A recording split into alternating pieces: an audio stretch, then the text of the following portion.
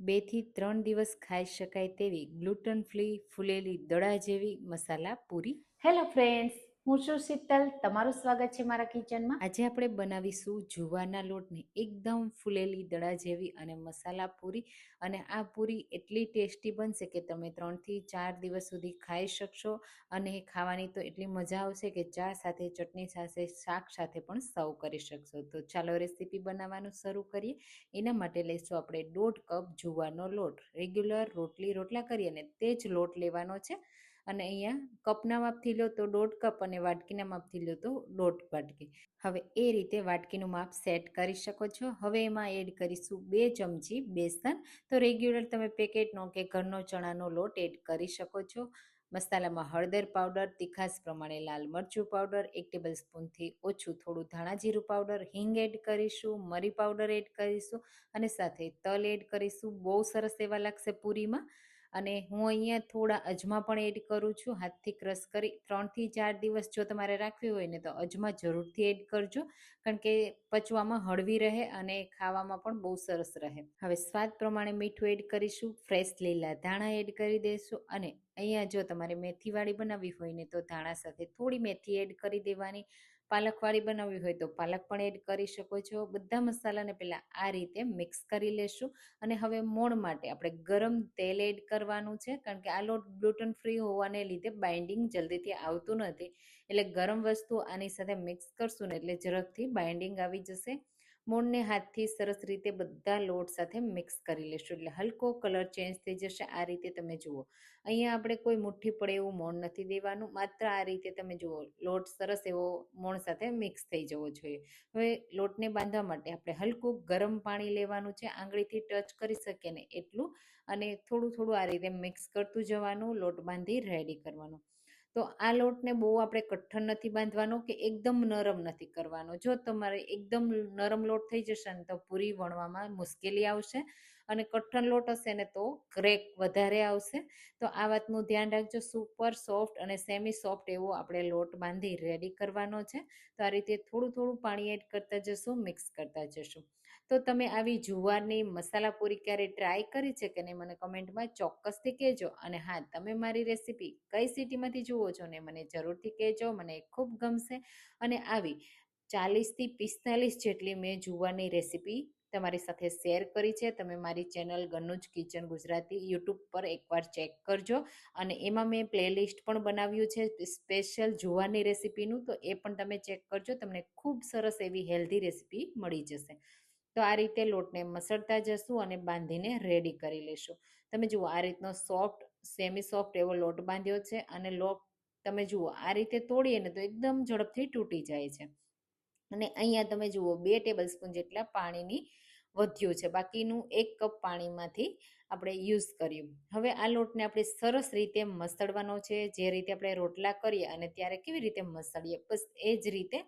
તો એમાં થોડી ચીકાશ આવે ને એ રીતે આપણે મસળી અને રેડી કરવાનો. આ રીતે તમે જુઓ મસળી મેં 2 મિનિટ માટે મસળ્યો, એટલે સરસ એવો લોટ થઈ ગયો. હવે આપણે આ લોટને રેસ્ટ દેવાની જરૂર નથી. તમે જુઓ આ રીતે ખેંચીએ ને તો સરસ એમાં ચીકાશ આવી ગઈ છે.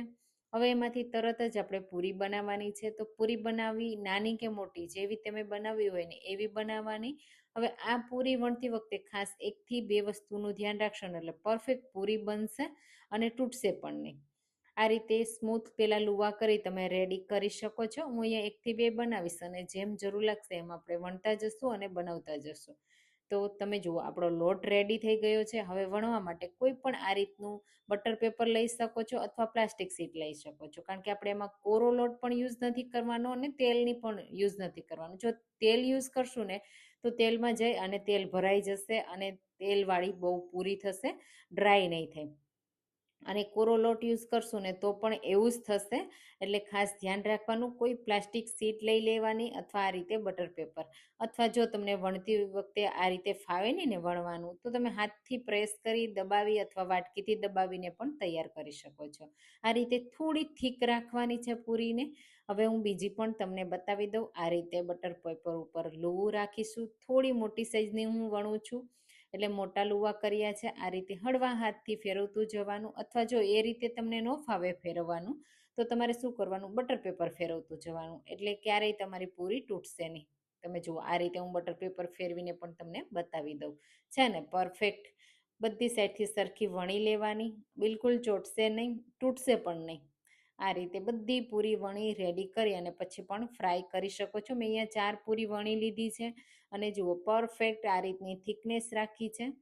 અને હવે એને ફ્રાય કરવા માટે મેં પહેલાં એક પૂરી ફ્રાય કરી જોઈ ચેક કરી લીધી. તમે જુઓ એમાં તેલનો કલર ચેન્જ થઈ ગયો છે અને તેલ પરફેક્ટ ગરમ છે. તો બસ આ રીતે ગરમ હોવું જોઈએ, એકદમ ઓછું ગરમ ના હોવું જોઈએ અને બહુ ધુમાડા નીકળે એટલું પણ ગરમ ના હોવું જોઈએ. અને ગેસની ફ્લેમ મીડિયમ ટુ હાઈ રાખીશું. અને પછી તમે બહુ તેલ વધારે ગરમ થઈ જાય ને તો લો કરી શકો છો. આ રીતે પૂરી એક એડ કર્યા પછી થોડી વાર રહી ઉપર આવશે, પછી આપણે પ્રેસ કરવાની છે અને બંને સાઈડ આ રીતે ફેરવતા રહી. અને જો તમને ક્રિસ્પી પસંદ હોય તો એ રીતે ફ્રાય કરવાની, થોડી સોફ્ટ પસંદ હોય તો થોડી વાર રહી અને લઈ લેવાની. આ રીતે બધી પૂરી એક વન બાય વન તમે ફ્રાય કરશો ને તો બધી ફૂલીને દડા જેવી થશે. એકસાથે ફ્રાય કરશો ને તો જો તમને આમાં ફોકસ વધારે રાખવું પડશે, કારણ કે આપણે એક પૂરી એડ કરીએ અને પછી એને થોડી હલકી પ્રેસ કરવાની રહેશે એટલે ફૂલી જશે. આ રીતે તમે જુઓ, હું તમને બીજી પૂરી પણ બતાવી દઉં. થોડી વાર રહી આ રીતે ઉપર આવી ગઈ એટલે બસ 1 થી અડધી સેકન્ડ સુધી જ આ રીતે આપણે પ્રેસ કરવાની, એટલે ઓટોમેટિક ફૂલી જશે. હલકી જ પ્રેસ કરવાની, વધારે ઓવર નહીં કરવાની. તેલમાં ડીપ કરશો ને બસ એ જ રીતે આ રીતે એટલે ફૂલી જશે. અને પછી સાઈડ ચેન્જ કરી અને બંને સાઈડ ક્રિસ્પી થાય ને ત્યાં સુધી કરી લેવાની. તો તમારે 3 થી 4 દિવસ રાખવી હોય ને તો થોડી ક્રિસ્પી કરવાની. આ પૂરી 2 કલાક સુધી તો બિલકુલ નરમ નહીં પડે, સરસ એવી ફૂલેલી જ રહેશે. અને પછી થોડી નરમ પડશે. 3 થી 4 દિવસ પછી તમે ખાશો ને તો સ્વાદ તો એવો ને એવો રહેશે. અને એકદમ પરફેક્ટ હેલ્ધી આવી મસાલા પૂરી જો શાક સાથે હોય, ચા સાથે હોય, ટ્રાવેલમાં હોય ને તો બીજું કંઈ જ ના જોઈએ. થેપલા પણ ભૂલાઈ જાય ને પરોઠા પણ ભૂલાઈ જાય. બસ આપણી પૂરી મેં બધી ફ્રાય કરી રેડી કરી લીધી. તમે જુઓ બિલકુલ એમાં તેલ નથી ભરાયું, એકદમ ડ્રાય છે. તમને ખબર પણ નહીં પડે કે આમાં તેલ છે. બિલકુલ તેલ નથી અને એકદમ દડા જેવી ફૂલેલી છે. તોડીને પણ તમને બતાવી દઉં કેટલી પરફેક્ટ છે ને અંદર સુધી ફૂલેલી. તો તમે જો આવી ક્યારેય જુવાની મસાલા પૂરી ટ્રાય ના કરી હોય તો એકવાર ચોક્કસથી ટ્રાય કરજો. મારી રેસીપીને લાઇક કરજો, શેર કરજો અને મારી ચેનલને સબસ્ક્રાઈબ કરજો. ચાલો ફરી મળીશું એક નવી રેસીપી સાથે. Thank you.